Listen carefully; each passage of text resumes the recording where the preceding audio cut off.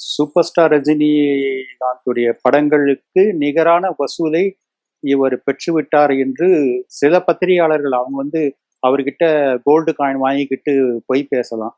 ஆனா வந்து உண்மை நிலவரம் அது கிடையாது. இன்னைக்கும் வந்து 50 வருஷம் நடிக்க வந்து 50 வருஷம் ஆகுது ரஜினிகாந்த். கிட்டத்தட்ட 40 ஆண்டு காலமாக அவர் தான் சூப்பர் ஸ்டாரா இருந்துட்டு இருக்காரு. அந்த இடத்த வந்து யாராலும் பிடிக்க முடியல. அதனால இவரை வந்து மாஸ் நடிகர் என்று மட்டும் தான் நான் சொல்லுவேன். உச்ச நடிகர்னு தன்னைத்தானே அவர் சொல்லிக்கிறாரு. ஆனா நான் அதை ஒப்புக்கொள்ள தயாராக இல்லை சார். சோசியல் மீடியாஸ்ல அப்படித்தானே சார் சொல்றாங்க. அதான் அவரு கிட்ட வாங்கி தின்கிற நபர்கள் தான் அப்படி சொல்லுவாங்க.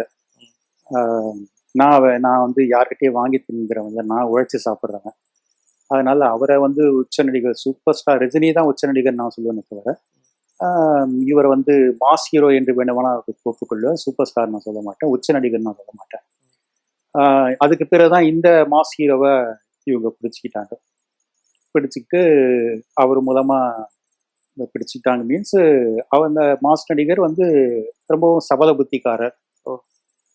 ஸோ அவரை தன் வலையில அந்த சபலத்தை பயன்படுத்தி வீழ்த்திக்கிட்டாங்க. அதன் பிறகு அந்த மாஸ் நடிகர் கூட சேர்ந்து நடிச்ச படம் ஒரு பிளாக் பஸ்டர் ஹிட் ஆச்சு.